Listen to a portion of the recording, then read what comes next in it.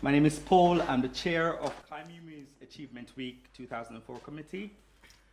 Tonight, I'm honored to be able to welcome you to this event. Tonight, we launch an important event in the history of our chapter, the inaugural Carter G. Woodson Guest Lecture Series. Before we commence, I will attempt to answer a question that was asked to me today by several students while I was giving out flyers. Who is this Carter G. Woodson? Well, first and foremost, this man was a member of the greatest fraternity on earth, the Omega Psi Phi Fraternity Incorporated, founded 103 years ago yesterday. This man was the second black person in history to receive a PhD from Harvard University. 89 years ago, he started Negro History Week, which is today known as Black History Month. He toured the world from Malaysia to France, studying the education system of these different countries. Later, he went on to supervise the entire education system of the Philippines. He also started the oldest black publishing company in America, Associated Publishing. He was also the Dean of the Liberal Arts at Howard University. He was a senior columnist for Marcus Garvey's newspaper, Negro World. He wrote over 18 books on black life and history. However, this same man was forced out of the NAACP because he focused too much on the study of race and black history.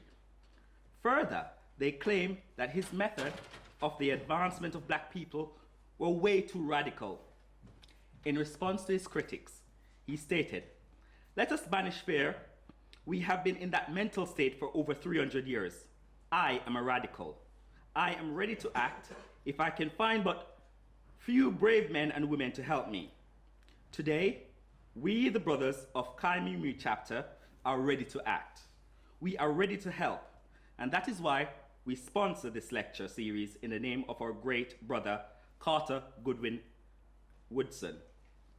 Without much ado, let me hand you over to Dr. Hodge, the president of Kaimumu chapter, who will introduce our guest speaker tonight.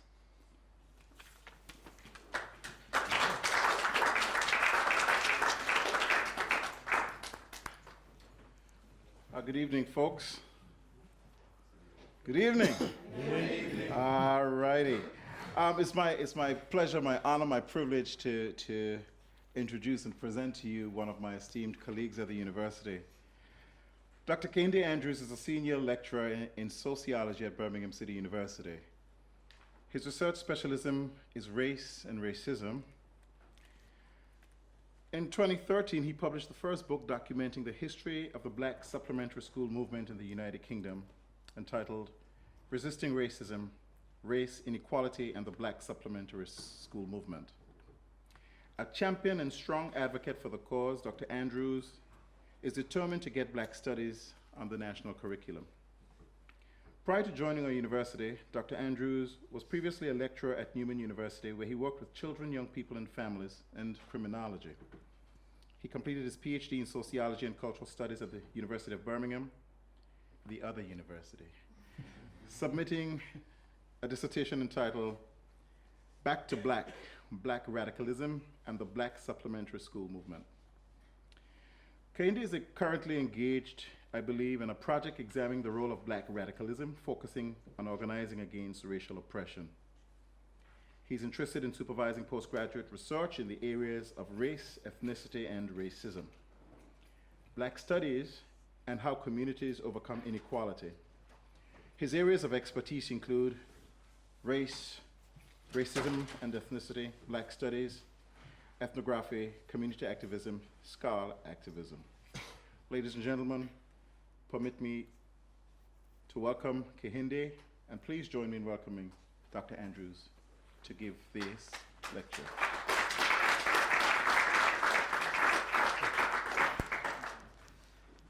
Okay, thanks for the introduction. I have a lot to live up to. It's the longest introduction I've ever had so far. I guess that means that's good things, I suppose. I was at a conference once and I was introducing an American professor, Professor Elijah Anderson, and I didn't know what to introduce for him. So he just said to me, read out my Wikipedia page. And so I had to literally have it on my phone, and this was about 3 pages long. It took me 10 minutes. I mean, reading on my phone, this guy is distinguished this, distinguished that. So thank you for the long introduction. It makes me feel a bit too privileged. All right. So anyway, what am I going to talk about today? A case for black studies in the education system. This is not just a theoretical discussion. It is, have started a Black Studies Association in Britain, the first of its kind.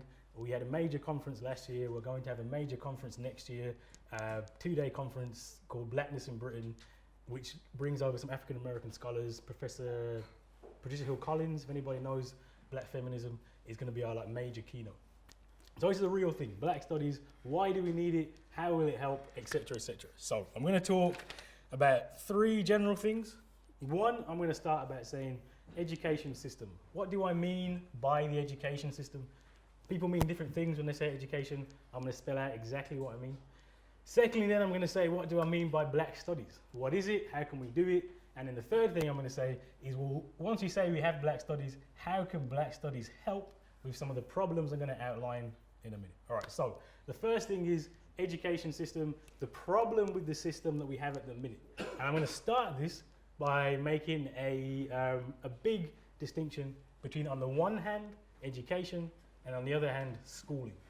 And what we have in Britain is we have a school system. It's a very, very well entrenched school system, a relatively new school system, but it's a school system. And schooling and education are very, very different things. Education, when we talk about education, we talk about that as being something which is liberatory, as something which is about equality. Schooling is none of those things. School systems and the way that schools work, one of the first myths we have to get out of our mind is that schools are for equality. In fact, schools are quite the opposite. The school system exists to entrench inequality. It does not exist to make things any more equal. And this is an important thing to say, and it's an important distinction, especially as black people. We came here, our parents came here, migrated into the country for some reason, for a main reason of jobs and schooling, right? Education, get into the system, move up the system, etc., etc., etc. Over the last 50 years, there's been huge movements for equality in schooling, access to schooling, as this is going to be the thing that's going to make us better, give us more access to things. But if you look at the last 50 years, what's happened, you can only draw the conclusion that the school system is to entrench inequality. It isn't actually what's going to overcome inequality. This is partly what my research is based on, was looking at the supplementary school. Do you know what supplementary schools are? Saturday schools. Saturday schools are basically schools which the African Caribbean community, also African communities, basically every minority community has had some kind of supplementary school to say, well, there's certain things that aren't taught in the mainstream schools, so we have to teach them ourselves. The difference with black supplementary schools is this wasn't primarily about culture or language and trying to maintain those things. It was actually because the schools were so racist in the 60s, 50s, 60s, that 70s, now they were so racist that our children literally couldn't get equal education. So actually the purpose of the black supplementary school movement hasn't been primarily about culture. It's been primarily to say the schools aren't working, they're not teaching our kids, therefore we have to teach them ourselves. Yeah? And that problem is equally now, I did the research I did for the book, which I meant to bring and always forget. So if anybody does want a copy of the book, it's called, you tell me what's going on now, I've forgotten. It's called Resisting Racism, Race Inequality, and the Black Supplementary School Movement. It's usually a bit expensive, like £24, but I have £16 copies. So if anybody does want one, just find me afterwards, I'll sort you out. Yeah. And what I did with this, we looked at the history of Saturday schools, and the underlying thing that came across was the reason they existed in the first place is still there now. If you look at inequality, particularly related to the black community, the problems are basically the same. They manifest slightly differently. So in the 60s, there was much more overt racial inequality, right? So it's unlikely, though not impossible, if you have a child in school today, the teacher's going to call them a nigger, right? That's not likely to happen, but it could happen. It does still happen, right? So those kind of things happened more back in the day, right? You also had what we called educationally subnormal. At one point in the 60s, up to 70% of black Caribbean boys were being deemed to be educationally subnormal, which basically meant retarded in those languages back in the day. Yeah? Literally 70% in London of African Caribbean boys. So you had much more extreme end of oppression. But if you actually look at the achievement gap, that's relatively stable over the last 50 years, and exclusion rates, again, is relatively stable. And what we find is 50 years, lots of money's gone into it. Well, not lots of money, some money's gone into it. There's been lots of campaigns around it. The schools have tried to do things differently to some extent, but it hasn't worked. And what I always get criticised for when making this argument is, I'm not blaming teachers for this, right? There's lots of teachers who try and do good things, lots of black teachers who try and do good things. This is a systemic problem. This goes to the heart of what schools are about. It's kind of like being in the police, right? You might join the police force and go, well, I want to be I'm a nice police officer, I'm going to do the best I can. End of the day, you're still a police officer, right? End of the day, the police force is still an oppressive force. It is exactly the same way with the schools, and we just have to start thinking about it like that. The schools are an oppressive force in our communities. They are not about equality. Even though there are people who work in schools who are very much about equality. That's a bit of a controversial thing, so we can talk about that afterwards. But absolutely essential to what I'm talking about in terms of black studies. So, schooling. We have to understand schooling in a different way. There's a whole radical literature on schooling. Someone called Ivan Illich writes a book called Deschooling Society, which I recommend you read. Excellent read. And basically what he says is that if you look at why schools emerge, universal schooling, and how they emerge, again, they're about entrenching inequality. How old do you think how old is the school system in Britain? Universal, everybody goes to school. How old is that system? 150 years. 150 years? That's way too long. There's a lot shorter than that. How old do you think it is? I'd say about 70 years. 70 years is, yeah, it's around about, it's close to that. 1944 was the Education Act, Butler Act, right? Just post-war. Post-war, everything around welfare state is post-war. So we're actually talking about a system. We think about the school system as kind of being something that's there, taken for granted, it's always been there. It really hasn't always been there, right? There's about 10% of the population is older than the school system. So it's a relatively new thing which has happened and developed that everybody will go to school. Yeah? The rhetoric around schools is that you get everybody in, you get everybody to read and write, you get everybody in education, this will help inequality, etc. If you actually look at the reality of it, as I've said before, it entrenches inequality. And how does it do this? Illich calls it credentializes, it gives people credentials. So for example, I have a PhD in sociology. Therefore, at the top of the education system or school system, this means I deserve to get well paid. If you do not have my credentials, you do not deserve to be well paid. Right? Does that make sense? So we have a system where we hand out credentials to people and then we justify the inequalities. Right? So if you don't have any credentials and you don't have a job, don't complain. Right? Because that's your own fault. You go and get the credentials and then you will get up in society, etc., etc., etc. This is the system that we have maintained. Now this is problematic for a number of reasons. It's not equal. The way our access to these credentials is fundamentally unequal. Yeah? If you go to the wrong kind of school, if you're from the wrong kind of family, if you're in the wrong area, there's loads of things which come into account to say that we're not on a level playing field. Yeah? So we've got a system which assumes a level playing field. It assumes we hand out these credentials based on who's intelligent, who's not intelligent. That is not how it works. Right? It's completely imbalanced, completely unequal playing field. Yeah? So what that does then is it just re-entrenches inequality. If you're working class, if you're from a poor background, you are less likely to have these qualifications, and now you have no complaint because you went through the same system everybody else did, the same system everybody else did. That makes sense? Yeah. And this is what schooling has done. It's legitimized and entrenched inequality. So when we talk about inequality now, we start to say, well, have you done this? Have you done that? Have you got access to this? Yeah. The massification of university, as we like to call it, so is another example of this, right? So what percentage of the population do you think went to university in 1964? What percentage of the population do you think was university educated in 1964? 5%. About 5%, just 4%. Yeah? What percentage of the population gets educated now in a university? It's close to 50. It's about 40. It's mid 40s. Yeah, mid 40%. So we're talking about a massive expansion of higher education. Again, if you listen to the rhetoric of this expansion, it is open education, open universities up. Everybody can get these credentials I'm talking about, and then when you have these credentials, you can go into better jobs, etc., etc., etc. However, what do we find now? Graduates still likely to be employed. Ethnic minority graduates extremely much more likely to be employed. It's terrible. That's the statistics for this university as well in particular show that as a Caribbean, Black Caribbean, your or black African even, or Asian, or actually any minority, or working class, show that your chances of getting a job are much, much, much less likely, literally much less likely, half as likely in some cases as other minorities, as the average. Yeah? So we have a system which says it's supposed to be equal, but actually it re-entrenches inequality. Actually, if you look at where the majority of working class and black and minority students go, they go to universities that don't lead into jobs, so do courses that don't lead directly into jobs. Yeah? They're still an elite, and that elite is very, very well protected. So one of the principles that are often used to understand society is somebody called Derek Bell, who's a critical race theorist. He's dead now, but he wrote a book which is an excellent read and is in the library now, called Faces at the Bottom of the Well.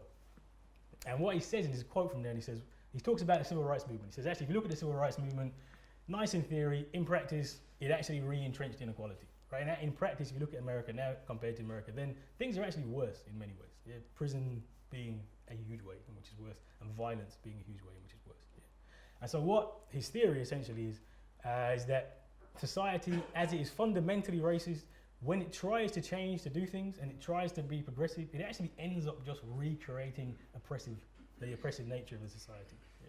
So the quote I always use at any of these events is, he says, what we deem as racial progress is actually a regeneration of the problem, but in a particularly perverse form.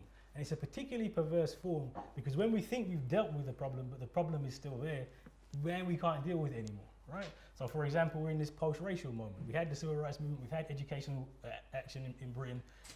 Nobody even talks really that much about the educational inequalities in Britain anymore. This is a perfect example. So you have 50 years of educational activism around the idea of race, ethnicity, etc., specifically looking at African Caribbean boys. And actually, it's much more complicated than that. But if we just specifically look at African Caribbean boys, there was a huge problem, money went into it, activism went into it, etc., etc., etc. Now we don't talk about it. And you would think because we don't talk about it, the problem's gone away. If you actually look at the stats, and I looked at the stats last week, it's still the same. It's terrible. There's a 10% gap in achievement between African Caribbean boys and everybody else. All right, and that 10% gap, it was 10% gap 10 years ago, it was a 10% gap 20 years ago. It hasn't really got any better, right? It's particularly perverse, these changes, it's because we stopped talking about them. Right now we talk about white working class boys, as if that wasn't always a problem as well. Yeah? So we have a school system which is fundamentally racist, fundamentally classist, fundamentally isn't about equality, but it's about entrenching inequality. And that's kind of one of the main starting points to get across. How does it do this? So the school system is based on a generally problematic idea. Yeah? If you look at the way schools are organised, it's about the talented 10th. How do we find the top? It kind of assumes from the outset that there's 10% of people who are generally very good, there's a middle group of people who are all right, they're all right, and there's another 5 to 10% of people who are basically lost causes, violent, they need to get out of schools, right? That's the principle on which our school system works, including university as well. Yeah? Would it surprise you to know that at GCSE and A-level, it is impossible, literally impossible for everybody to get an A? Is that a surprise? It's literally impossible. Everybody can't get an A at GCSE and A-level. Why do you think that is? Why can't everybody get an A?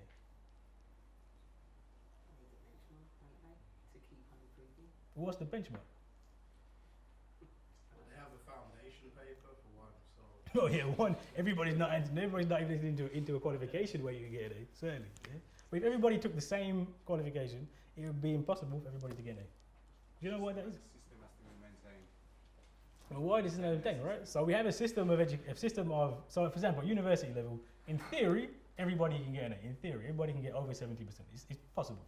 There's a criteria. If you meet the criteria, in theory, you can get over 70%, right? Because it's marked, the criteria, the standard is what are we looking for in essay, have you done it properly, etc., etc. GCSE A-level is marked on what we call a bell curve, right? And a bell curve is basically it's marked in relation to everybody else. They call it a bell curve because if you plot everybody's results on a graph, you find there's some people that get really high at one end, some people that get really low at the other end, and in the middle, that's where you get everybody. So you get a peak, right? So it ends up being a bell curve, right? And this, how they work out the grades is in relation to each other, which means that there's a middle number, which could be say 50 or 60, and then they work out a certain percentage away from the middle, who's gonna get an A, who's gonna get a B, who's gonna get a C. Does that make sense? So 1 year, that means if the average 1 year is 50, the A will be set at say 60. If the average 1 year is 70, the A will be set at 80, right? So it's literally impossible. There's a principle that says there is a talented percentage of people. We're going to find those talented percentage of people, and we're going to give, and they're going to get the credentials, etc., etc., etc. Does that sound like a fair system? All right, it's a system which is set up on the principle that there's clever people, stupid people, and everybody else in the middle. And why this is particularly problematic for black people is because, as you can imagine, in the image of what it is to be that intelligent person, we're not there. We don't figure in that. It's not impossible. No, it's not impossible. You know, you can get there, but it's much, much, much more difficult. The way the school is set up, and schools, any research into schooling will tell you this, schools kind of work on, they kind of identify, so you have the sets, you have the different people who do different papers, and what the teachers essentially are doing, they're searching out and saying, who are these 10%, who are the brightest people, they get treated differently, they get more resources, etc., etc. And it's much, much more difficult for us, our children, to get into that 10%. And if you're not in that 10%, it's much more difficult for you to go on, etc., etc. There's a fundamental principle at the bottom of schooling which is broken. When you layer that on in terms of race, ethnicity, you find it's really, really, really fundamentally broken. Yeah. There's a reason the achievement gap hasn't changed in 30, 40 years. There's a reason exclusion rates are very, very high for black, particularly black Caribbean students, right? There's culturally, academically, the way the school works, it works against our interests. So there's a quote from W.E.B. Du Bois, who says, "You cannot." What was the quote? Did I put it? Yes. A system cannot fail to protect. A system cannot fail those it was not meant to protect. See, we have had this idea that the school system is for us. It is not for us. It was never meant for us, right? It is meant to oppress us. That's the point of it, right? This is a lot of the time I talk in kind of these radical, to the left ideas on purpose to try and provoke discussion. On this issue, I'm saying it 100%. They are not for us, right?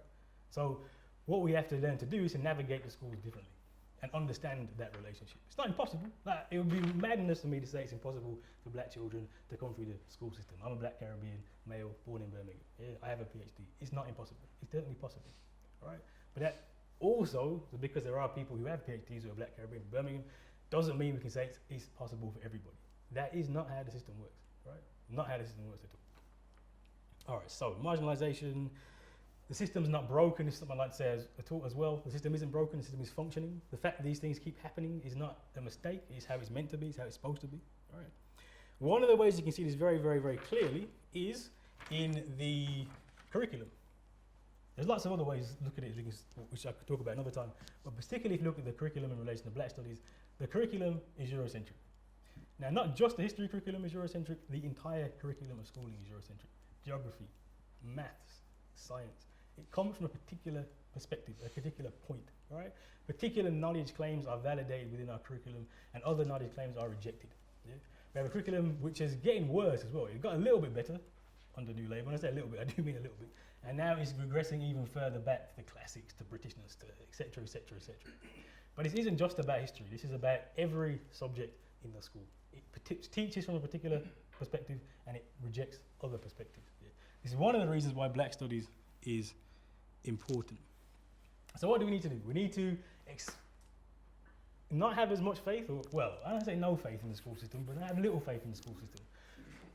What the research I've done around Saturday school shows is there are alternatives. Yeah? So Saturday schools, 50-year history, grassroots organisations, they started literally in people's front rooms where people just saying, you know what, my kid isn't getting its education in that school system, I'm going to do it myself. Yeah? Churches do them, organisations do them, just random people put together and do them. The first one was started in Birmingham by a group of young black men actually, who said enough is enough, let's do something differently.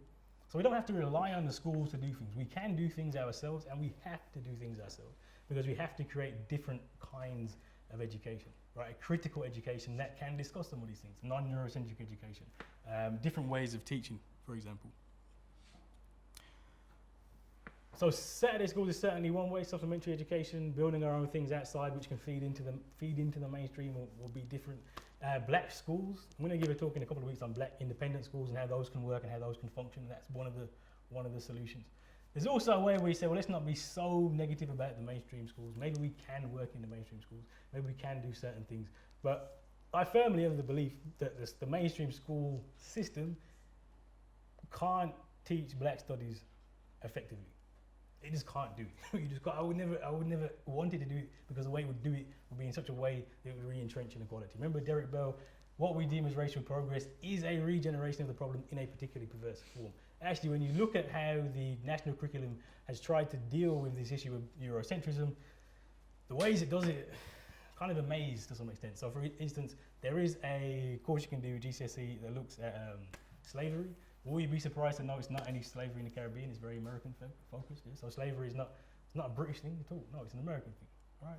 The actual understanding of slavery and how that is done is in that kind of tokenistic, probably makes things worse and it makes it better kind of way.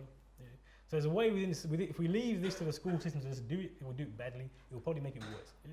If we say we want to engage with the school system and have these things in the school system, we should be saying, look, this is how you do it. This is the curriculum we have created. We will come into the schools and teach it, and you can pay us to do it. But we cannot ever rely on the school system to do it, because I guarantee the way the school system will do it will just be a regeneration of the problem in a particularly perverse form.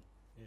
And when we look, I'm going to go off on a little bit of a tangent, but anybody seen this rash of slavery movies that have come out recently? Like, there's always this, at least you never had any. For a certain amount of time, there's no movies about slavery. It's like one, Amistad, that was about it. Then events happen which make it more palatable, right? So there was the abolition of the British Slave Trade Act, 200-year celebration. You know how long ago that was? It was 2007. It's what, 2014? There's still a good 20 years since between the gap of when the slave trade was ended and the actual slavery was ended. I'm not sure what exactly we were celebrating in 2007, but it's a big celebration. Then you have that ridiculous film, Amazing Grace, about Wilberforce, the savior of slavery, the slavery of the slaves. Now you have, in recent years, a quick number of them have come up. So there's that Lincoln had it in there. Lincoln again, the savior, 12 Years a Slave, and there's a new one in Britain, Belle. And Belle's the worst of all of them. Jeez, Belle just like makes things up. There's a film called Belle, which is about a British woman who was enslaved. And I swear, it actually just takes history and completely distorts it and makes it up. Like, it just makes a completely different idea of history. Yeah? And from looking at these movies and how they put things across and how they portray things, there's particular things you can see which emerge. So there's a white savior narrative. There's black people are probably somewhere to blame as well. There's no connection between the events of slavery and the other much broader events around the same time. There's nothing at all about rebellion. Rebellion, that never happened, right? So I went off on a tangent. What was I saying? The point of this was to say, this is the kind of history we would get if the school system, if we leave it to the school system to do. It'll be something around those ideas which we don't want, right? So if we're going to say, let's have a bit more faith in the schools, I have no faith in the schools. If we're going to have a little bit more faith in the schools, we should be doing it ourselves. Saying this is how it's done, we will come and do it. And that can potentially work. But what we have to do is create alternative spaces for education. Because within the school system, it's not to say it can't happen 100%, because there are places it can happen, but you just can't expect it to happen enough. Schools are institutions the same way that prisons are institutions. We should start thinking about prisons the same way, schools the same way we think about prisons, and that will get us a bit further in our thinking. Yeah. We have to be radical in the way that we do things and creating new forms of knowledge. So, and this is where it comes to Black studies. As Black studies, what we're trying to do is say there's different ways you can understand things. There are different knowledge bases which you can draw from. And if we create new knowledge bases, maybe we can create new realities of things. Yeah. And they're not even new, particularly, right? So for example, a lot of my work is around Black independent institutions, so education. The magazine you've got there is Organisation of Black Unity, which is set up on Malcolm X's Organisation of African American Unity. Same principles, exactly the same. We just said, look, it was good enough in 1964, the problems are the same now, so we'll set it up in 2014. These aren't new ideas, these ideas have been around for a long, long, long time. What you find though, is that these ideas aren't given any legitimacy, right? So there's nobody in academia writing about the politics and the realities of Black schools. What does that mean? You won't find that. You find little bits and places, but you don't find it in the big spot. Yeah? You won't find that Pan-African radical tradition nowadays anyway. In the past you would find it. Nowadays you don't find it, right? So there's knowledge forms which exist. There's people who have, for example, Malcolm X. You all know who Malcolm X is, right? Yeah, because I know sometimes some people don't know who Malcolm X is. So Malcolm X for me is the theoretical basis of most of the work which I talk about. Right? As an academic and as a sociologist, that's a bit heretical, right? It's not Marx, it's not some dead white man who I'm taking my ideas from. It literally is Malcolm X. So this is what Malcolm X said, that sounds about right. Let's build a politics and a theory around that. And that's a different thing to do. Yeah? And so this is what I was trying to say with Black studies. There's knowledge out there, there's history out there, there's things you can capture out there. We just need to give it that legitimacy, that knowledge base, and then build on from that. This is the kind of thing I'm talking about in Black Studies. To clarify, Black Studies, Black Studies includes Black history, but it is not Black history. That makes sense. So history is important. History is extremely important. Telling a proper accounting of history is important, but Black Studies is much more than history. I don't really do history, other than, so for example, the Saturday School book it's not the history of Saturday schools so much. It's more about the politics of Saturday schools. How do Saturday schools work? How do they work nowadays? Yeah? So I'm a sociologist, and you can have Black Studies who do geography or philosophy or science, right? So it isn't just about history. That's an important thing to say for history, because one of the things that we have done, if you look at the education movement and even the Saturday School movement in Britain, is we've kind of taken the approach that history is really important. History is important, but history is important for psychological reasons, right? So if you look at a lot of the narratives, a lot of the ideas, a lot of the arguments being made is that Black children don't relate to schools because they have a low self-esteem because they can't see themselves in history. Now, it might be true. I don't doubt it's not true, right? But for me, it's more complicated than that. Because when you start to go down those roads of saying it's about self-image, self-esteem, you actually start to locate the problem within Black children, right? You actually say, well, this is a psychological problem. If you can give Black children the correct historical understanding, they will elevate themselves, and then they will do well, move on for society, etc., etc., etc. For me, that's far too psychological. Far too locates the problem with the children. These problems these problems manifest themselves in psychology. There's a reason why you're 18 times more likely to be mentally ill if you're Black in Britain, right? Living in a racist society is going to make you a bit crazy, yeah? No, I mean that in a serious, look, it's a bit of a joke, but I mean that's generally seriously be that, right? So there are psychological manifestations, but the solutions to our problems are not psychological, right? So fixing the psychology of Black people or Black children isn't going to change the reality that we live in a structurally racist society, which needs change. Yeah? So when we talk about Black Studies and the importance of the curriculum, we're saying actually the whole entire curriculum fundamentally is Eurocentric. The whole entire curriculum fundamentally privileges some knowledge and dashes away other knowledge. And so what we have to do is to build a different curriculum, a different kind of education. And this is where we say Black Studies. And Black Studies cuts across the entire curriculum. There are other ways to think about things. There are other ways to do things, right? There are other economic models around things. African socialism, for instance, is something which doesn't really get talked about anymore. African environmentalism, right? There's lots of different ways to do things. So it's not just history, it is also a much broader approach. So how do we define Black Studies? In the association, there are two things we use to define Black Studies. One relates to the African diaspora, simply that. It's about Black people. That's the simple way to put it, yeah? Secondly though, and this is probably more important than the first part, is it's not just about Black people, it's about how do we improve the lives and conditions which Black people live in and face in the UK, in the Caribbean, in globally, everywhere. Yeah? Because we can't just have an academic experience which says what are the problems, can we get some Black people in, talk to them and then do some interviews and then write about it. That can't be what we are doing when we're doing Black Studies.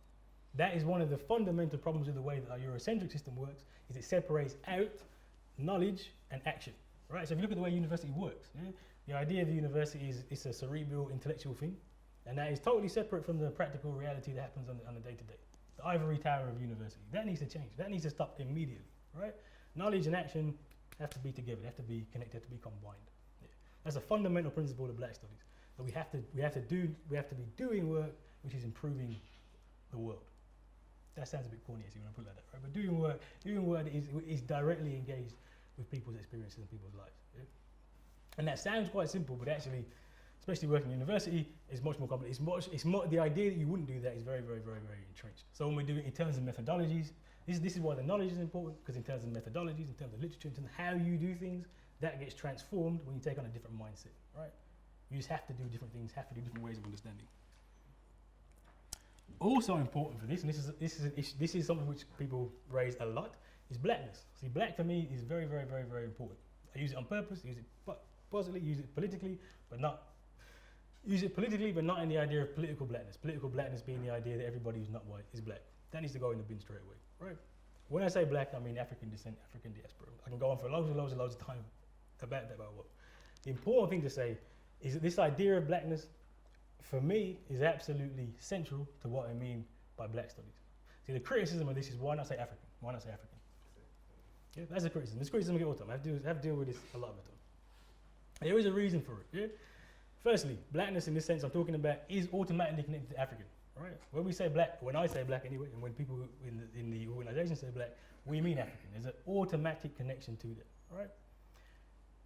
Very, very firmly rooted in African principles, in African history, African trajectory. Very, very important. There's African scholarship is hugely important to what we're talking about. Yeah. But there is I don't have any problem with African at all, actually. But what can happen and has happened a lot of the time with the embrace of Africanness is what we call cultural nationalism. Cultural nationalism being the idea that it is going back to African tradition, African culture, which is the solution to our problems. And actually, if you look in American academia, see, American black starts as black studies, ends up as African American studies, Africana studies. What it becomes is a discussion about, you know, who can wear the nicest sheepy, right? Who's the African drummer? Yeah. Well, if we have this cultural connection, and I'm not even saying the cultural connection is a bad thing, right? Cultural connection is important. But the important thing I'm saying here is the cultural connection is not an answer to our problems. The same way the psychological problem isn't an answer to our problems either. Yeah? Culture is crucial to revolution, but culture is not revolution. Yeah. And this is this debate between what they called at the time it was black nationalism versus cultural nationalism. It goes all the way back to the 60s, 70s Panthers versus some of these cultural nationalist organizations. Yeah.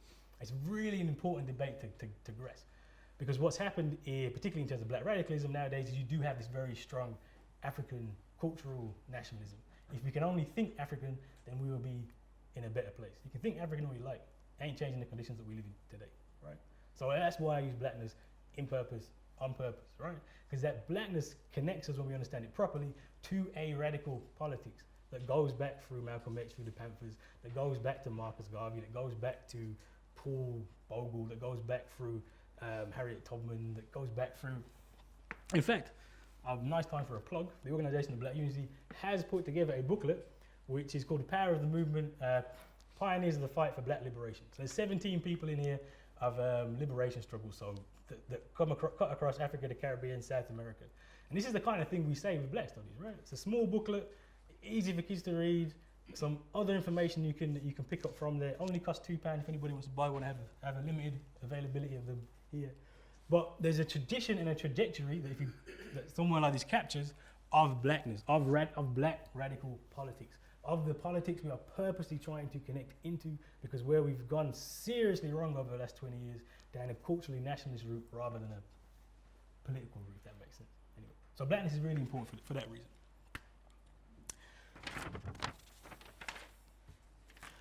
So, black studies. Aim to do things from the ground up, politics, sociology, all of the different disciplines. The important thing is a knowledge base. It's to put together a different kind of knowledge base. And we are doing this association, people can join it soon actually, where we're trying to bring together academics, practitioners, members of the community, and say that actually we need to have a foothold of different knowledge. And that is one of the ways, not the only way in any ways, shape or form, one of the ways we can make things better. How does it help? And this is the third thing I said I was talking about. How does it help? What does that mean? Right, so let's say you have this black studies, it's legitimately acknowledged, it's embedded within university, etc. Well, how can it help? Right. One of the ways it can help, particularly around schools, is to create different curriculum. Right. So one of the things we're definitely both the Organisation of Black Unity and the Black Studies Association is committed to is creating a different curriculum for schooling. Is saying actually we can do things differently. This is how we are going to do them. This is how it is going to work. That can mean black independent schools, that can mean Saturday schools, elementary schools, other kinds of projects. That can mean working with the schools, but fundamentally say we have to create something different, because what we have at the minute can't possibly work for our children. I can't stress that enough. It's not just that it doesn't work, it's that it can't work.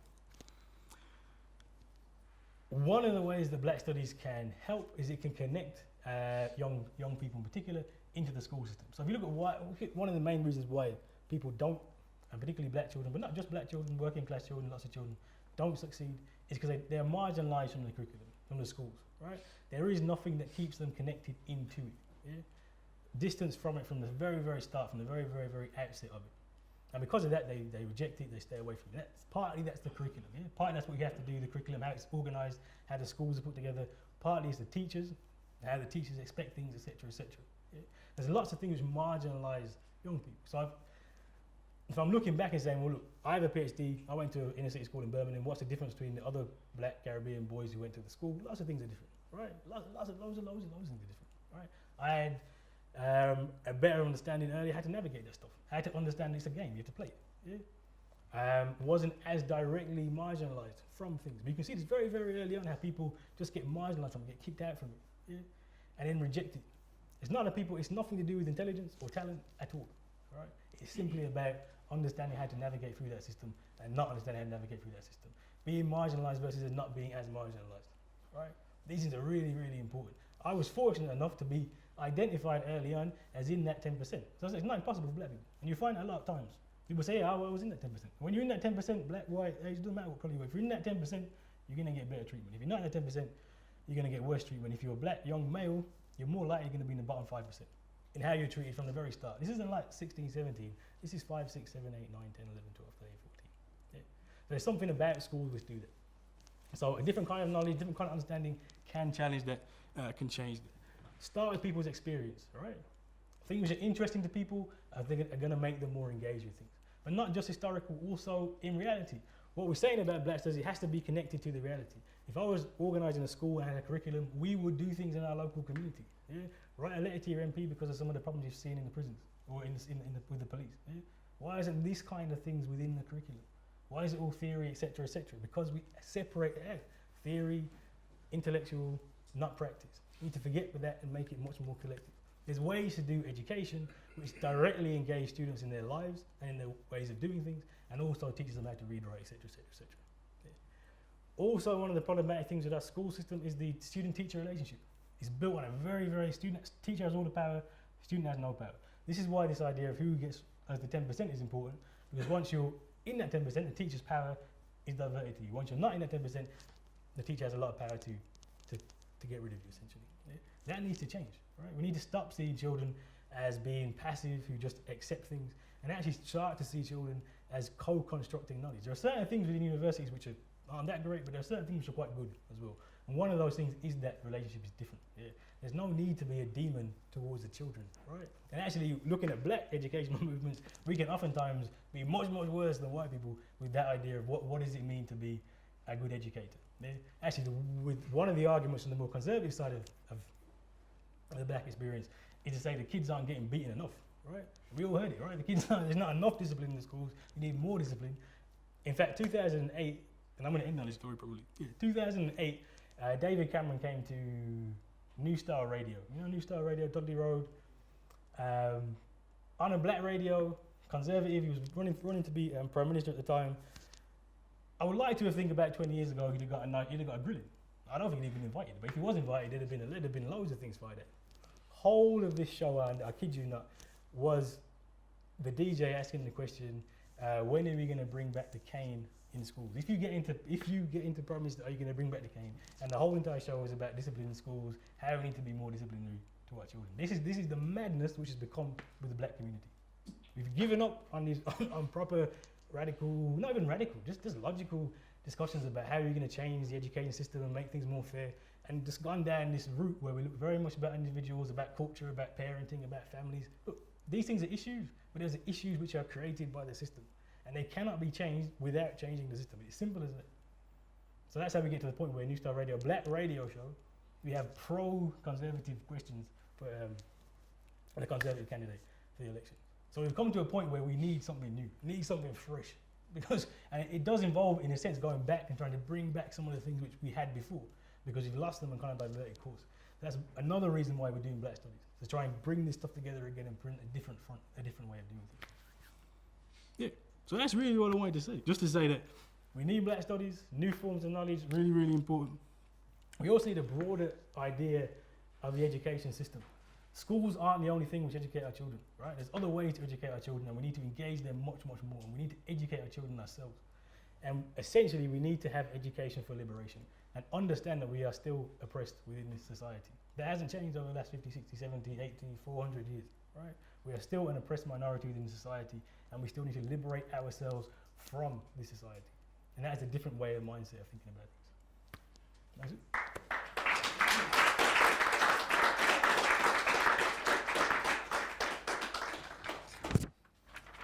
There you have it, ladies and gentlemen. We're going to provide an opportunity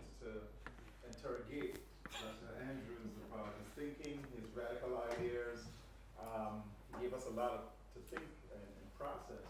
And so here's the opportunity to either challenge him, disagree with him, present a new paradigm of thought, and let's hear what he has to say.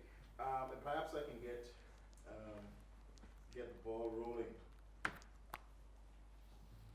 He spoke about the 10% differential, right, between Black Caribbean males and their, I presume, white counterparts. Yeah. Could you drill deeper into that and help us to understand why that gap persists? One would have assumed that by now, in the 21st century, with everything that's going on, access to education, et cetera, that gap might have shrunk, and it hasn't. Could you help us understand that a little bit more? Partly, I say it's the structural problems with the system, right? Particularly around about who gets. If you think about one of the central things about who is identified as intelligent, not intelligent, who's identified as dangerous, unintelligent, there is a cultural, structural thing within the schools which makes it much more difficult for Black children, and most particularly Black Caribbean children, essentially come into schools labelled at the bottom, and if you prove you're not in the bottom, then you can get to the middle and you can get to the top, essentially, right? But the starting point from with teacher expectations, with the way this works, is you're at the bottom, right? And this culture is really important to this as well, how that rejects black children in particular, right? There's a graph which I always mean to bring in, but I've stopped doing PowerPoints now because they just drive me mad. That shows that when Black children come into the school system, if now they do these assessments at every level, generally doing better than most other children, or around about the top. Yeah? And every single year that Black children stay in the school system, it gets worse and worse and worse. Literally, school is bad for Black people. Literally, it's actually bad. The evidence suggests that school is bad for Black people, because the further you get through, and then you come to the end, you're actually at the bottom, and you start at the top. Yeah? And why is this? Because of the structural problems, but also because of the way that we have dealt as a community with these issues. Is, I would say, we've gone the wrong way about it. We've still had too much faith in the school, right? We said, how do we engage the schools to do this? How can we make the schools, what can the schools do which is going to change it? And we've put loads and loads of faith in the schools. We haven't put as much faith in things like Saturday schools. So they're very, very underfunded, unsupported by the community, almost disappeared from their heyday.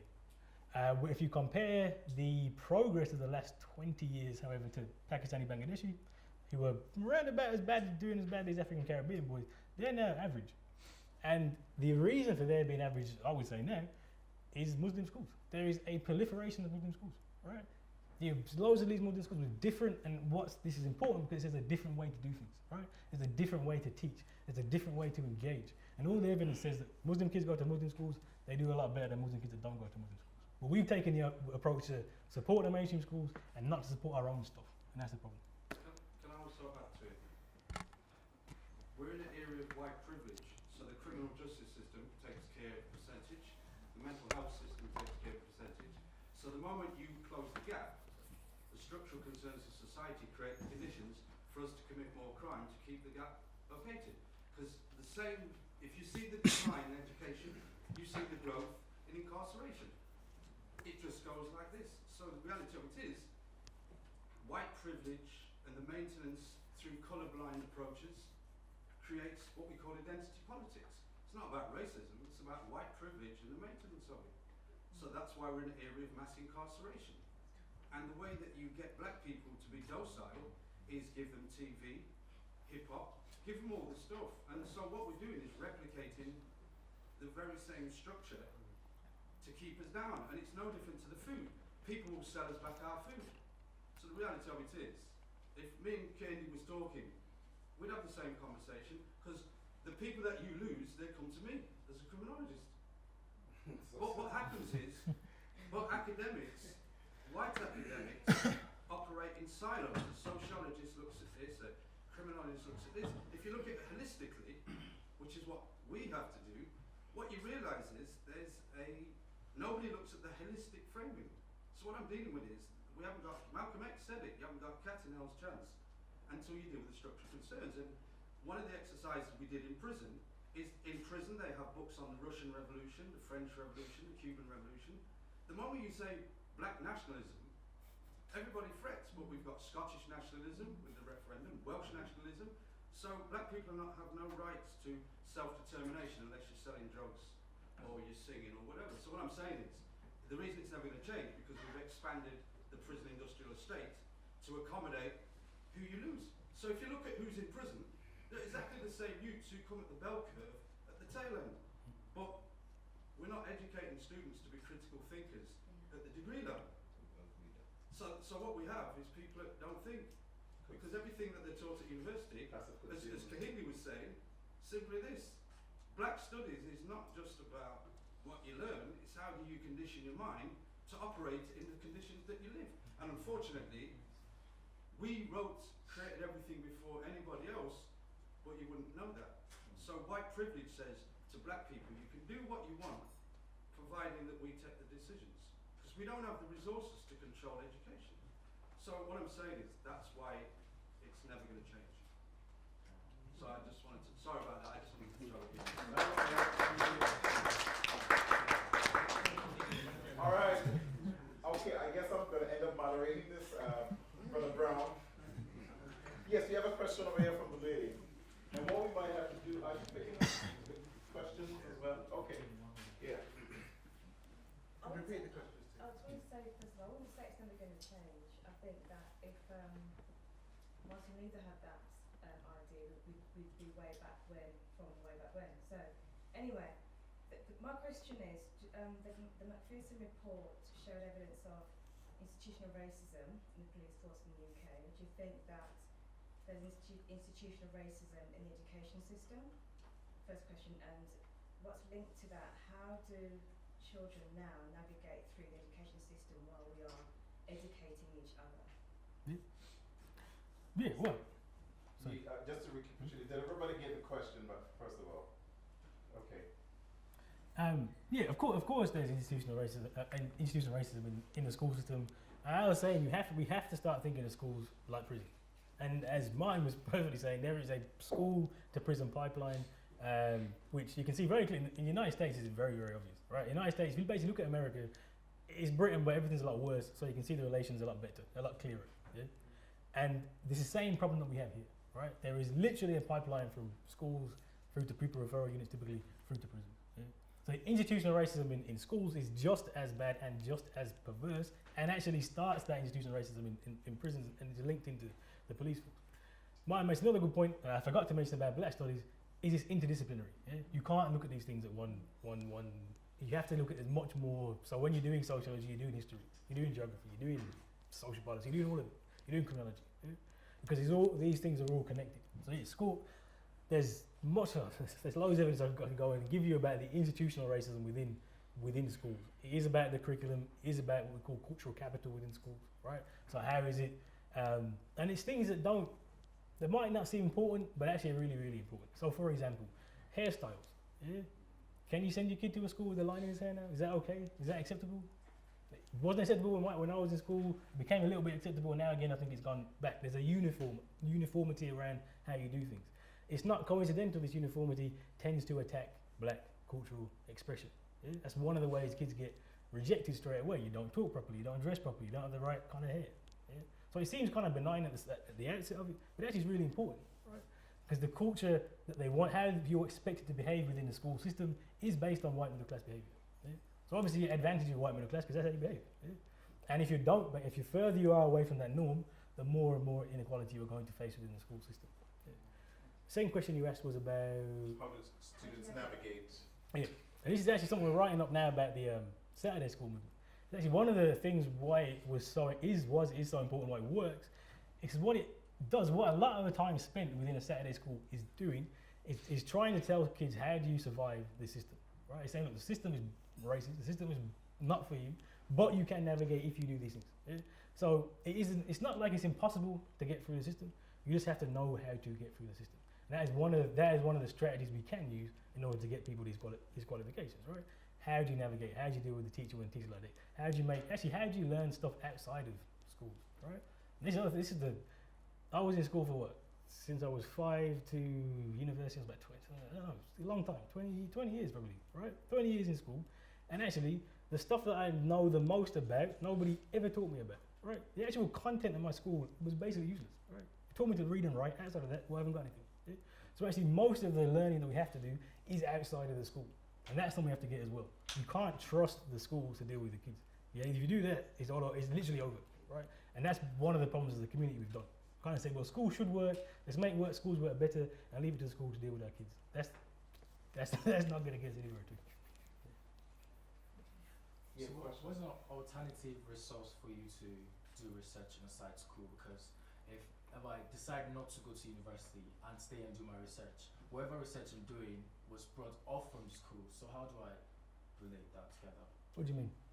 Like, if I decide not to go to school and I want to do my research by myself to study or to kind of like define my life myself, whatever resources I'm going to use to do that was brought from the school. So how would I? How do you escape the formal structures of education to actually Yeah, so you can't like. self-qualify? Oh yeah, so we clarify this is a kind of anti-school idea, right? But also saying that schools are necessary. Yeah? And again, it would be totally hypocritical of me to stand here and say, well, don't go to school, right? The professor himself. I've gone through all the levels of schooling, so I can't make that argument. That's not what I'm saying actually. What I'm saying is we have to understand how it works. How does it work? It works on a system of credentials.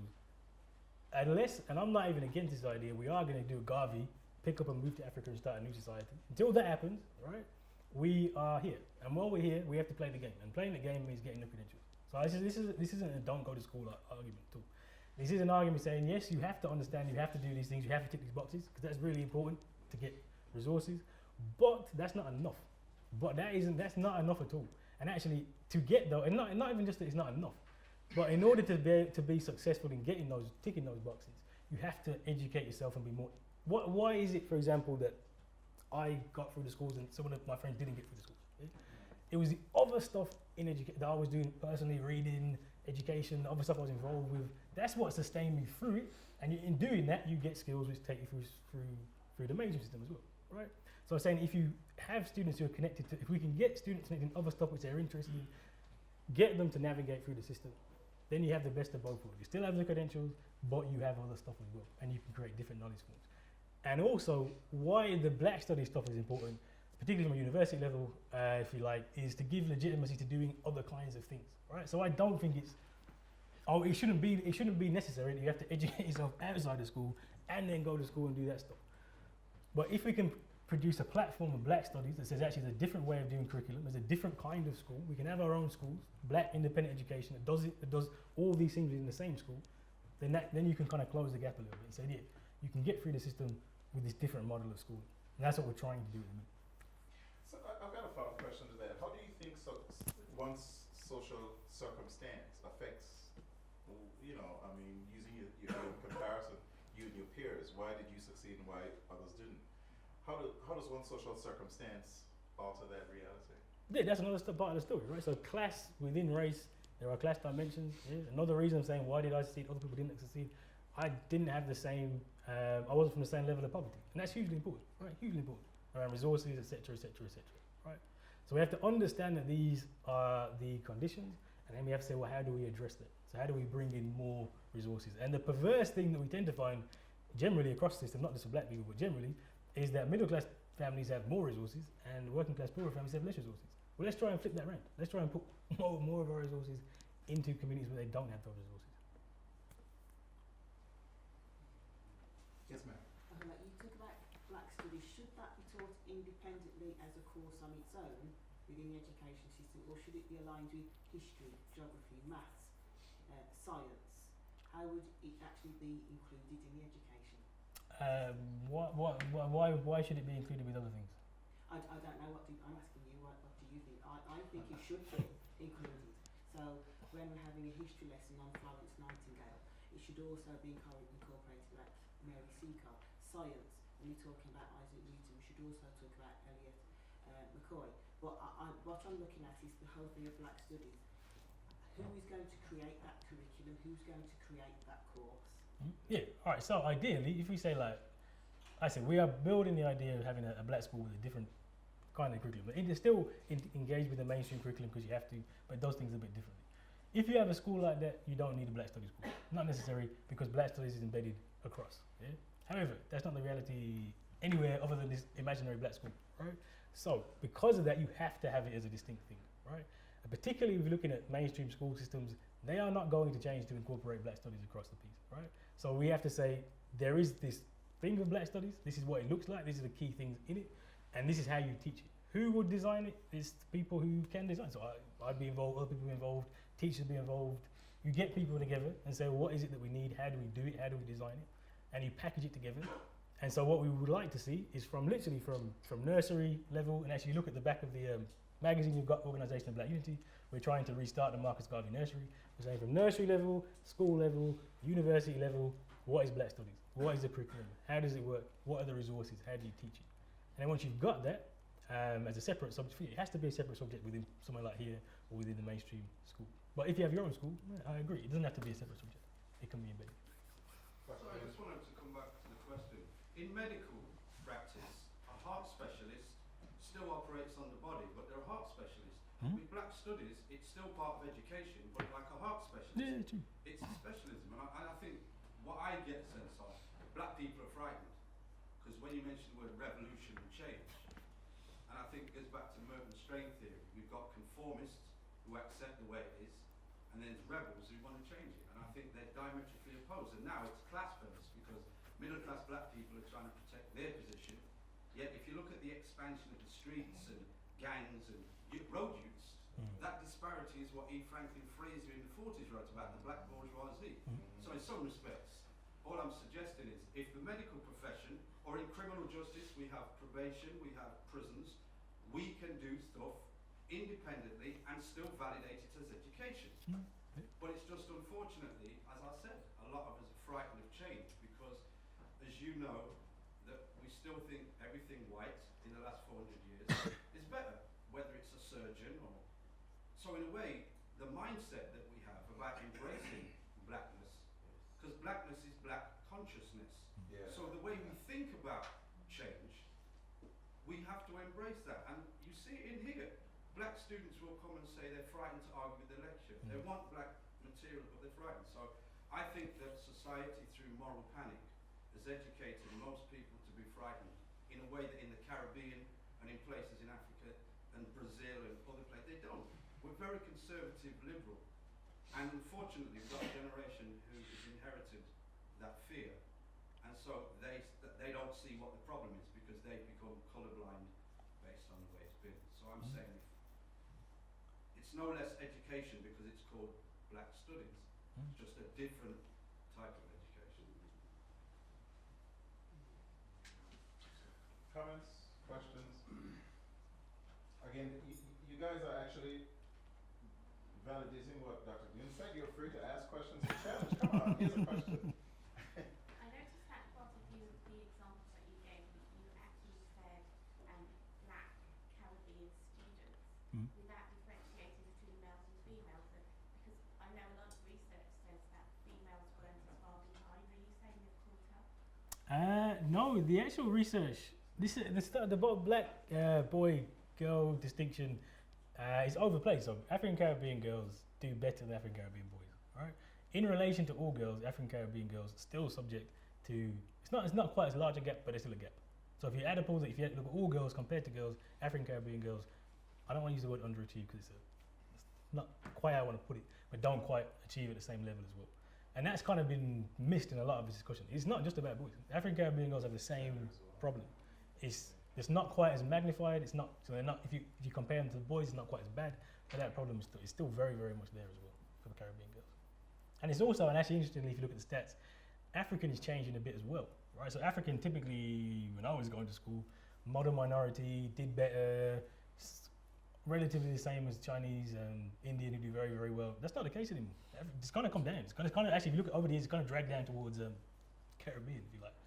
And partly the explanation I would give for that is generally the differences between African and Caribbean have become less as well. So when you have people whose parents are born in Africa, people's parents are born in the Caribbean, you have this distinction culturally, etc., etc. When you have people who's black and born in Britain, you tend to see those differences dissipate a little bit. So that kind of African Caribbean thing it's not as big a deal as it was when we were younger. And in 20 years, it won't be a big a deal at all, right? So the problem is England then? Yeah.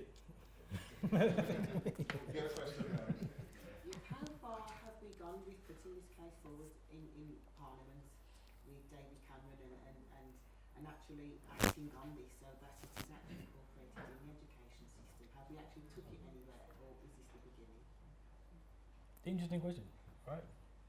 How do I answer this? Right, okay, so I'm going to preface this by saying that when we talk about black studies, right, I come from a particularly radical, I often drop in these radical things on purpose, and that's kind of my perspective on this stuff, yeah? But there's also a trajectory, right? So everybody within black studies doesn't have to be that kind of radical Malcolm X, Marcus Garvey revolution stuff, right? There's a more kind of less radical end to it, yeah? Why I say this, because if you ask me that question about Parliament, I'm not really interested, right? The question is, what have we done ourselves to build this as a reality, right? So we can go to Parliament and say, we need this, we need this, we need this. We need what? What do we need? We don't have anything. We don't have anything to say we need. Yeah? We haven't done the work to build something credible to say this is what we need. Before we go to Parliament and say this is the case we need to make, we actually need to make it, all right? We haven't built anything. We don't have anything. This is at the minute, not largely, 100% theory, right? Or based on the bits and pieces you can. So the work I did in the Saturday School movement, actually what I was doing was looking, saying, can you see black radicalism in the community? Can you see this kind of emergent critical education? What I found was, no, you can't see it. Actually, what you see in the Saturday School movement is largely just a reflection of the mainstream schools. There's the deep conservatism in terms of what does it mean to have education? Why do we do certain things? There's generally tends to be very strong. The teacher-student relationship is oftentimes worse than it is in the mainstream schools. So actually, when you start to look at some of the educational movements that we've done, we haven't built this case at all. It just doesn't exist. Yeah? And so that's the first, for me, that's the first step. We have to build it. We have to legitimate it. We have to make it exist. We have to also then accept that maybe, to some extent, you say that maybe the politicians aren't going to accept it, right? We do it anyway. Yeah? Education doesn't just happen in schools. Education happens outside the schools. So you can do things, you can still do it, even if the government aren't interested. So from my perspective, personally, I'm not that interested in what the government says. It's about what we do.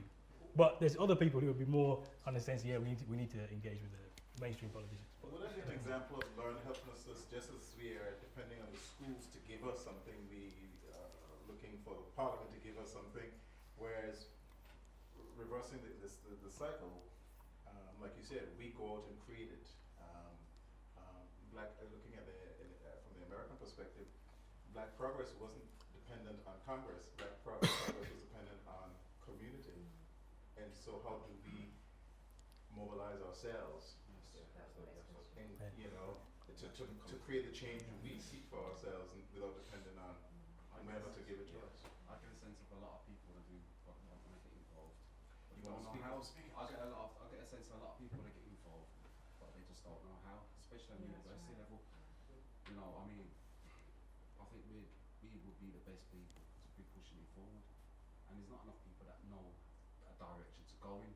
You know, to make the links and so forth. As Dr. Martin said, you know, there's a lot of people talking, we want to do this, do that, but I think that's the problem, like within our community, like if you look at other communities, it's just the Asian communities in particular, like they have that togetherness, they work with one another. Like, I think that's the main problem with us. yeah, they don't put better sense of And how do we get together? How do we bring that togetherness and move forward? Because strength comes in numbers, you know what I mean? Yeah. In that respect, Henry, what prospects are there? What are the possibilities in terms of collectivist thinking? I mean, you know, I could agree with you after 30 years of being a youth and community worker and stuff like that, and seeing some of these things happen, these fractures happen, and the way in which technology just absorbs all our consciousness, so we're killing each other over mobile phone and foolishness. But if we don't maybe necessarily reach out and work with other people, surely we're going to have a bigger impact if we work with brothers and sisters from other communities and look at what we have in common. from grassroots. From grassroots. Yeah, too. I'll come to this one It's first. about critical mass, and I suppose when we compare the UK situation with the US, I mean, no one can diss Martin Luther King and all those things that happened, but clearly in the States it's about critical mass. You've got the numbers there. When you look at the black population here, it doesn't kind of figure, you know, in terms of, and in that respect, you know, we haven't got the economic power, we don't control the media, but we do have to recognise what power we do have if we look at what we have in common. All right, there's two things I want to pick up. Organisation 1 second, but I'll come to this thing first, right? One of the problems that we have generally is, and this is where I guess the more radical side of me comes in a little bit here, is right? When we're analysing things, we tend to look at things nationally. This is a national problem. Racism is a global problem. It's a global problem which connects into the Caribbean, Americas, etc. And actually, if you look at things on a global level, then you start to see, well, actually, we have less in common with people who live next door to us than we have with people who live in the Caribbean, who live in Africa, who live in America. Actually, if you look at America, is a good example, not the only example. The things that we as black people face in the school system here are identical to the things that black people face in the school system in America. They are not identical to the things that Pakistani, Indian, Chinese people in Birmingham face. All right? They are different problems. And this is the problem when we say our first point of call is to get everybody on board. We have different issues and different problems. And when we do that, we can't deal with the issues. Now, I do not say that we shouldn't have links and connections with other movements. Of course we should. There's things we have in common. There are things we don't have in common. And as a community, our main problem is that we haven't dealt with our own stuff. Never dealt with it. We've always been too quick to say, well, let's work with the government, let's work with everybody else. What about the stuff that impacts us? We don't have as many people here as there are in America, but there's a lot of us. There's a couple of million of us. You know what I'm saying? There's enough of us in the city of Birmingham to do something serious, to start our own stuff. We just haven't done it. And that goes back to this question. Right. But aren't you working on a particularly fixed, narrow kind of premise in relation to who's black and who isn't then, and who's Afro-Caribbean and who isn't? So Identities change all the time. not that much. The African diaspora, men black back in the day, men black now. That's what it is. My That's what it is. maybe find a white grandmother or an Amerindian. I mean, What's the point though? What's your point? You're appearing to be purist. No, it's not purist at all. Well, it's not purist at all. I have a white grandmother, right? I have people in our family who have white partners. That's not what the. I'm trying to say, in part, if we're going to be inclusive, we need to have a language that doesn't necessarily, at the perception level, This is the. cause people to this kind is- of feel that this is the nothing to do with me. This is the problem with the perception, right? Yeah, if but somebody, it's if I a say black, linguistic issue. no, it's not. It's not an issue. It's a political issue. If I say black and that puts off white people, those white people need to go away, right? Because I know loads of white people that say black and they don't have a problem with it. Because the listen, let me finish what I'm I'm saying. not being apologetic for using No, black. it's just- It's okay to use black. No, this is what I'm saying. No, this my point that I'm making is this. What we have done, and this is definitely a black people, and in America, because America, we like to point this rosy picture. America's worse than here for racial politics. America's terrible. If you look at incarceration, murder rates, it's awful. So America's not, does some things better, but does some things poorly. What you have in common for all of us, and when I say black descendants of Africa, that is not fixed or particularly regressive. It's very, very clearly what I meant, and very clearly how we understand black people. What our principal problem has been is that we have spent, in the West at least, spent far too much time saying, how do we, like if you look at Martin Luther King, look at that civil rights, how do we keep the white people on board? How do we keep everybody else on board? At some point we have to say, well, let's not worry about keeping everybody on board, let's worry what we have to do, and then if people come along, they come along. But it's about what do we need to do, and how are we going to do it? And I literally spend no time thinking about the impact on other communities. Doesn't matter, because we have to think about what we're doing for ourselves. That's what I'd say. Can I ask a question? You know, you look at Apple. Apple's got a strong brand. When you buy an Apple phone, you feel emotionally connected to it. Would you say that when we sell black anything, that the brand itself doesn't connect people emotionally to it like technology does? What I'm saying is, do you think it's less about the kind of politics of the need to redefine things, or is it the brand itself? Because for a lot of youths in the community, they say black equals urban. Hmm? Black's wider than just urban and oppression. So what I'm dealing with is, I'm just asking, could it be that we need a kind of branding strategy in the same way that technology gets people in the millions to buy into it? So I'm just saying, is notions of blackness a kind of flawed brand based on the media's obsession with black equals negative, as opposed to it's all embracing, all encompassing? So I'm just saying, is it an issue of branding? And who defines that? And the politics of branding, because Apple, if you look at Apple, Microsoft, Aldi, Lidl, any kind of brand, Primark, the function of branding and marketing is to connect your customers and followers emotionally to make them feel connected. Is that unification that we talk about? I'm saying, how does that brand become? Do we not feel connected to black? No, I'm just asking. I know it's every question. Do we not Question. feel connected to blackness? But it's a question about the brand Yeah. of blackness. Is it a concept that is all embracing and connects everybody emotionally? That's what I'm saying. I'd ask you.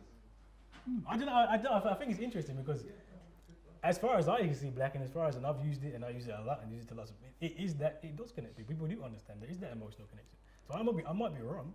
So that's why I open it to other people. Is black, for me, black captures it. Black kind of when you say black people, you know what people mean. That doesn't necessarily mean everybody is necessarily motivated to help and get on board. But there is an emotional connection to it. I would say it exists. I could be wrong, but in my experience, it does exist. But I don't know. What does people think about that? 'Cause that is interesting. Well, I'm It's- looking at the whole thing of branding. So would you be looking at, for example, a GCSE in Black Studies? Somebody could choose this as a GCSE. Yeah. Right. And then maybe an A level in Black Studies. Yeah. Right. And then degree course in black studies. Right. I've got it. But that's formal. I think there's a lot of power in the informality of the black understanding as well. So learning shouldn't just be perceived in the context of formal education. All right, who's next? Yes, ma'am, you are. It's just I agree with what you've just said, and it's an interesting question or thought to think about.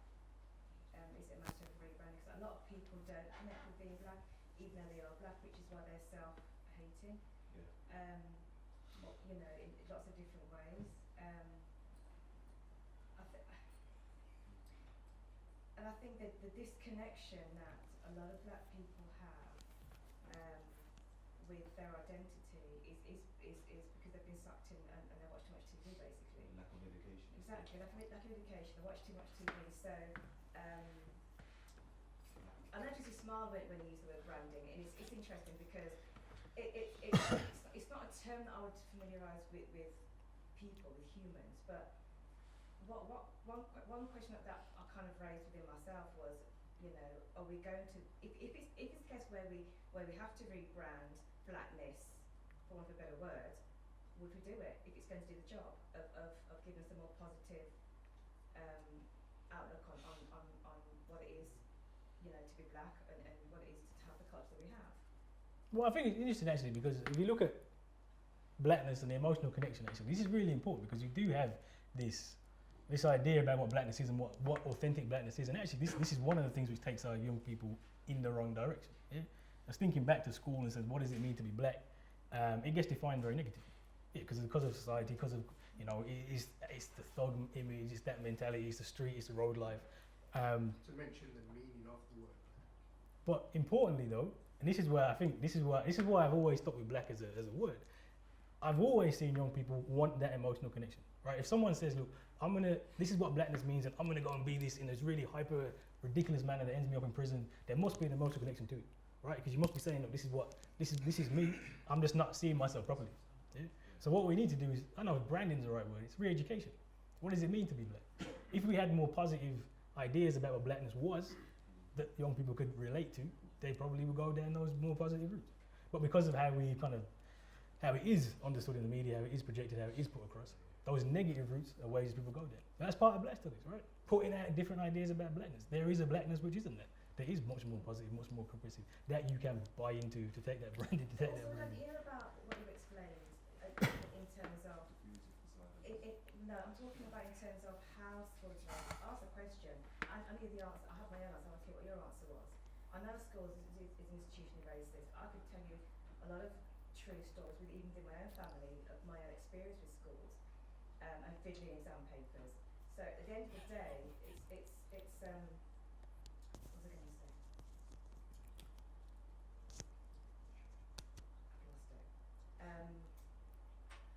I've lost it. It'll come back. Yeah, when it comes back, we'll, Come back. yeah, young man in the back, I'll come to I you. was going to say, wouldn't you say that our youngsters are more forced into those routes rather than they see it? Because it's obvious that people know what's wrong from what's right. So they'd be aware that, you know, stealing and selling drugs and doing drugs can probably land me a spot in prison. So they would know not to go down these routes. And it's more because of the negative connotations with being black and the things that we see in the media all the time, and the groups that are created in like these schools of the black people that see the same thing come together to try and be like each other. Would you say that that's more forcing them down these routes rather than them actually having a positive, connection to being black? What I would say is that there's a positive connection to blackness, right? I've seen this young people, and again, I could be wrong because I'm getting old now, so you never know, right? You never know. But I always say there's this connection. I want to be black. This is what I should be, right? There's a problem though in how that gets defined, how that gets understood. And see, you're right with forced is probably the right word. There's a particular narrative that there is. I remember year 7 in school, join the Black Brothers. The Black Brothers do this. That is what authentic blackness is. And if you don't do that, you're not being authentically black. Yeah. And people buy into that, right? But that's not. I wasn't Yeah. as a personally as a black youngster. Yeah. I wasn't convinced, and I was ostracized from the black group in school as a result of that. Yeah. So I never really got to hang with the black people at my school back in year 7, year 8, Yeah. because I knew wrong from right, and I knew that what they were doing wasn't right. Because I was fresh out of Jamaica, Mm. and my parents had told me what was right from I knew what was right. So I was being ostracized from the black group of kids. Yeah. No, yeah, and that happens, right? And I had that experience in year 7 too. So actually, you know what? That don't really sound right. So I'm gonna stay away from that. And you do get that. It gets policed, right? But so the problem, what I'm saying is this: where was the organisation, the group of people who came in and said, no, this is what blackness is. Black brothers means. So, Martin, do you mean the parents? No, I'm talking parents, community. No, I'm not talking about as a community, the village. I'm talking about it. But we have to look at I have responsibility for other black. Do I have family or not? And this is what we haven't done is build effective organisations and things like that, right? So at this point where people are saying, well, this is what blackness is. I want to be black, but it means this. There should be someone there saying, no, you can be black, but it means this. And if there was, I'm convinced they wouldn't go that route. They go different, right? But it doesn't exist, and that we can't blame anybody else apart from ourselves. As a community, we haven't provided different options, notions of blackness that people can buy into. We just haven't done it. So. Question up front, then the lady here, and then the gentleman in the back. So you're saying that as a community we haven't put together anything. So if, I don't know, myself, you and everyone else here, because we all have an interest in black studies and education, were to sit down and put together a curriculum, would your organisation, Black Unity, then be prepared to instigate this, incorporate it, take it to the Education Minister? How would we go about this? There's a case for black studies. Where are we going to start from? All right, I'll give you a just a case of us black academics getting together and putting something together. Practical thing, right? So we've done lots and lots of. There's been lots of great work that's happened in the community over the last 50, 60 years, a long time, right? One of the things we principally failed at, and I say this failed, and it really is failed, is building effective, independent institutions. You look at our black organisations; it is a terrible state. It is awful. If you look at black organisations in Birmingham, the UK, terrible. Not built properly, don't work, and they've all collapsed and closed down. Yeah? And for the most part, the ones that exist are literally under knife edge. Yeah? So what we have to do as a starting point is build organisations correctly, build organisations that can work. All right. So this is what one of the things we try to do is organisation of Black Unity. Join the organisation of Black Unity.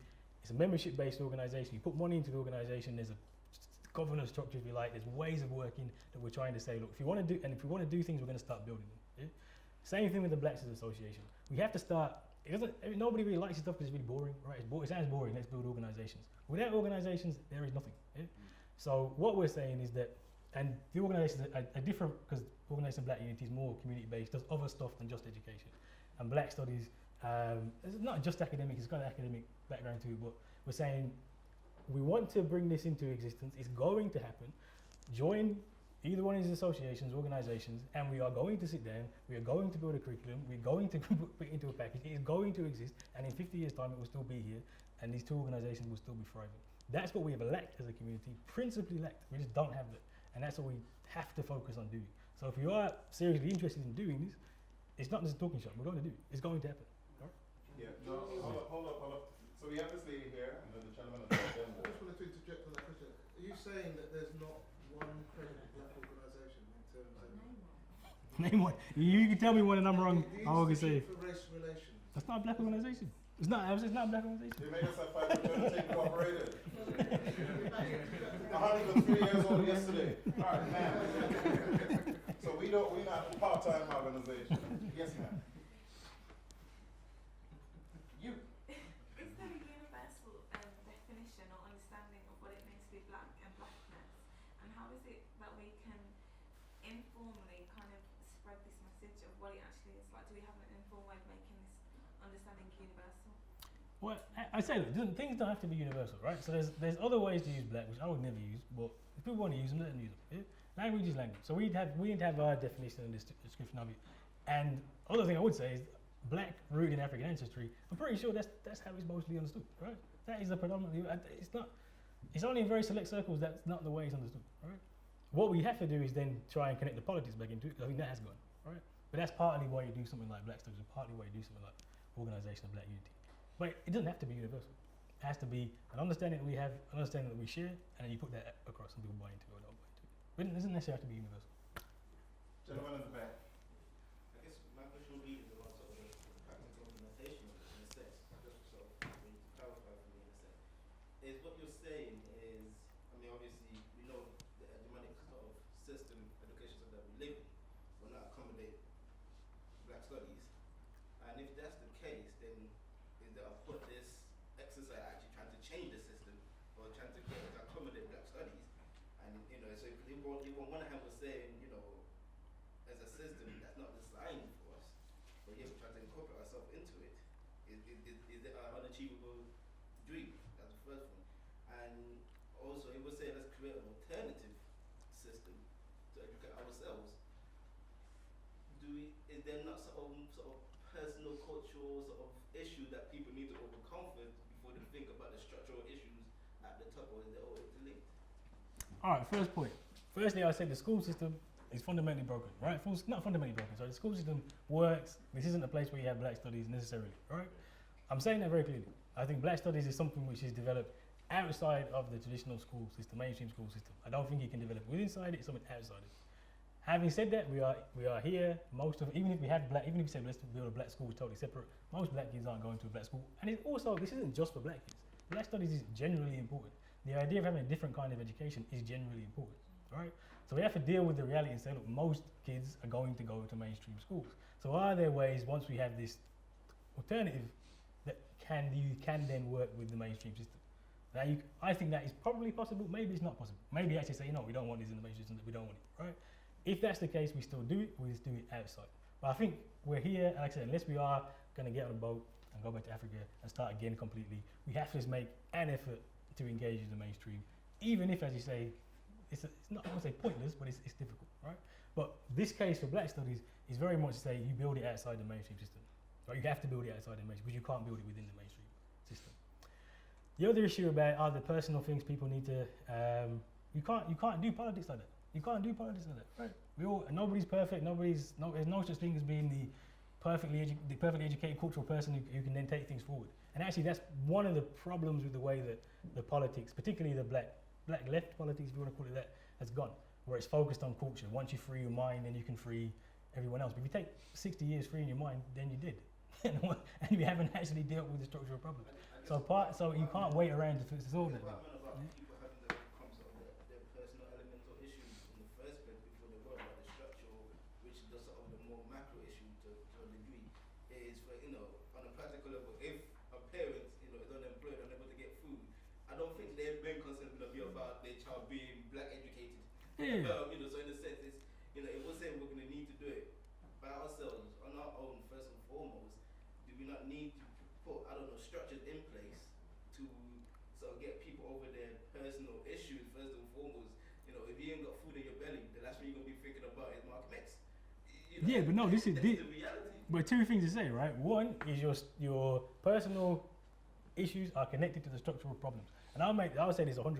If you don't solve the structural problems, you can't solve people's personal issues, right? There's no way to do it.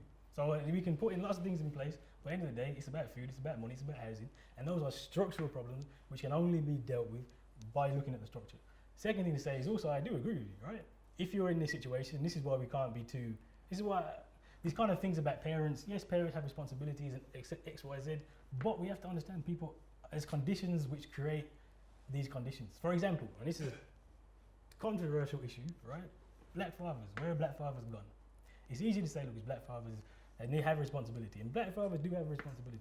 But we're in a society where, as a Black man, education is very difficult. You're more likely to go to prison, university. It's very difficult for you to provide for your family. Are we surprised that Black men in this situation have done this? That makes sense. If you have a large amount of people doing something, it's far too simple to just say, it's your fault, it's your fault, it's your fault. And this is, again, you have to have responsibility for your kids. But we have to understand that when these negative cultures emerge, they're emerging because of racism. They're emerging because of the society we live in. So what we have to do as a community is, that's why the organisations are important. That's why you can't say, we can't rely on the parents to do it, because oftentimes parents are in that situation. So we have to build the organisations that can do it if the parents can't do it. That makes sense. All right, it does truly take a village to raise a child. One comment, I think if there's nothing else burning, we make this our final comment and then we'll have the wrap. Yeah. Just to piggyback on what Brian said. Now, there's Catholic schools, there's Muslim schools. The thing is, to have a black school is a bit different, isn't it? Because you can't really do that. Because we're living in a society now where there's a lot of politically correctness. Mhm. Now, from my experiences, is that as a black man, when I'm starting from scratch. I do have a dad, but I'm starting from scratch. I have a daughter now, and I'm trying to build a life for her where she doesn't have to start from scratch. So I'm trying to teach her what I know to actually make her move forward Mhm. and have a better experience in life. And in terms of you, I think you spoke about teacher, and a teacher have like a 10% or some kind of stuff. If we can teach kids psychology of how to relate to a white peer or black peer or Asian peer, then they can then get the best out of that person to help them move forward. Mm. And that might be a selfish way, but that's their way of actually getting forward. And that, well, the reason why I said that was I met a member, well, a colonel actually in army, and he's actually black, Mhm. but his peers were white. And he says, when you have mentors, you have to have different types of mentors, black mentors, white mentors, etc. And the reason why he got to his position was because of his white peer. Mm. And how he did that was he built a level of trust. So his white peer looked at him and said, well, because of what the media said to him, that white peer, that this person is going to mess up. But he's black, so it's going to mess up, isn't it? So what he had to do was actually build a level of trust. And until he got that level of trust, then that white peer saw that, and they started bringing him slowly. Give him one little thing, bring him slowly, until he reached a certain level where that white peer looked at him thinking he's okay to actually do his job correctly. Mhm. And now he's in a very good position where he can also mentor other races. Yeah. So is that a way that we can actually look to actually move forward rather than just looking up handouts? Two things, right? One, definitely you have to say, and if you look at Saturday schools, what they've done is about survival. There's survival mechanisms you can do within the system in order to do this. As a game you play that game, and you can navigate the system better. That's important. For me, it's not enough, right? For me, the idea that you have to go through these hoops in order to get the idea you have to get the trust and all that, that shouldn't be how it is, right?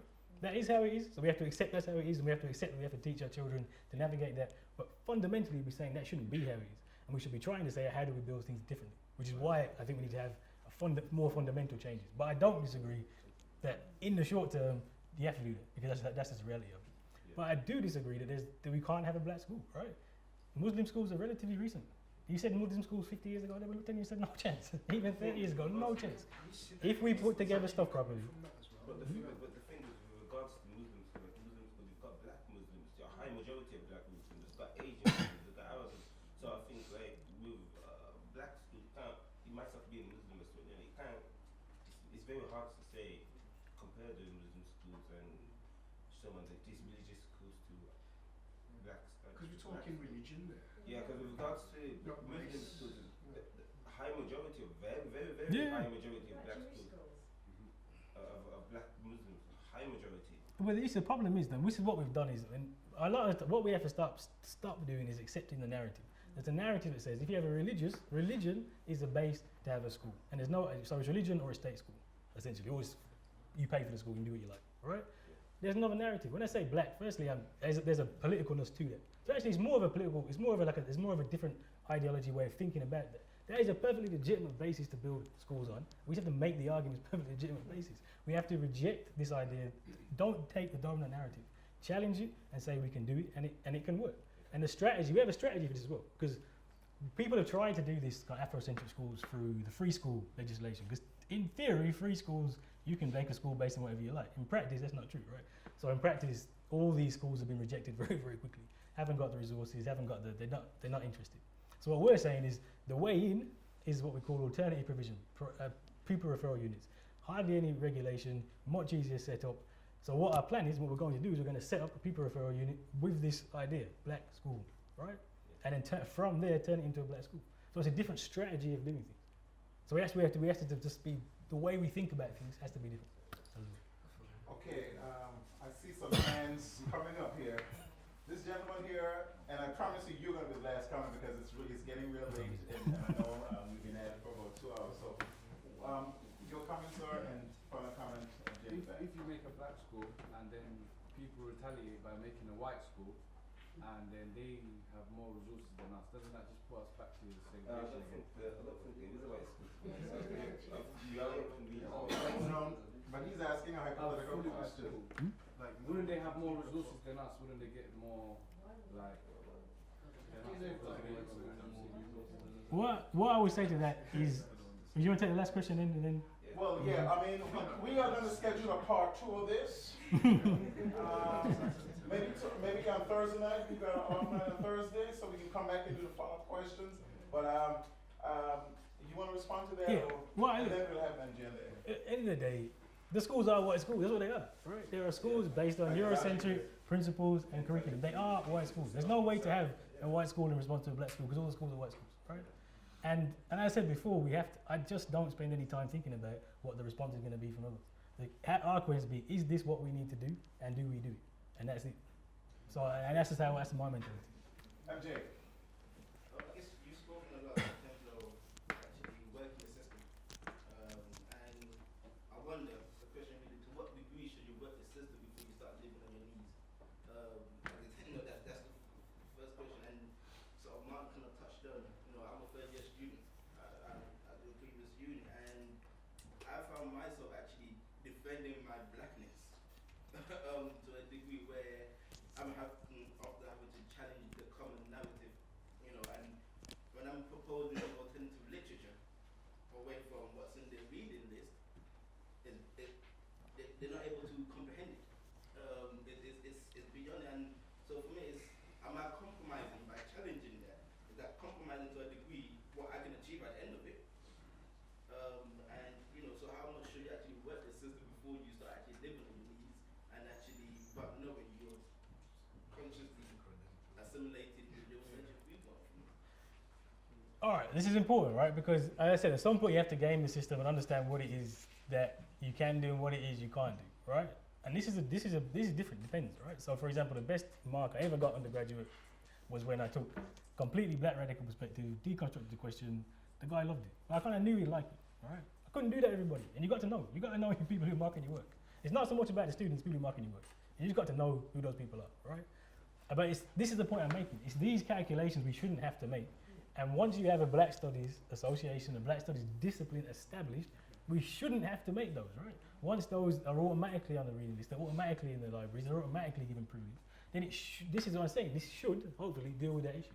If you give a proper justification and legitimacy to it, that would hopefully deal with this issue, I would hope. And that's kind of one of the main reasons why we do this, right? So you don't have to jump through these hoops. You can use those different knowledge claims because they have legitimacy. Because at the minute, they don't have no legitimacy. So how do we make them have legitimacy within the system as well? That's it. And on that note, and if anybody wants to buy £2, all goes to the Organisation of Black Unity. Perfect Christmas gift, so just come find me afterwards. shameless plugging his material. Before you leave, guys, AK. Hello everybody, good evening ladies and gentlemen. My name is AK and I've been tasked with the duty to give the vote of thanks. I'm sure we all had like several questions to ask. We have answered questions already, but most importantly, we want to say a very, very big thank you to Dr. Andrew for gracing this occasion with his research and his opinion. So on behalf of the Chi Mu Mu chapter of Omega Psi Phi Fraternity International, we'd like to say a big thank you to him, big thank you to everybody for coming out as well. Thank you to the cameraman, thank you to DPS, and thank you for everybody. So good, and have a good night.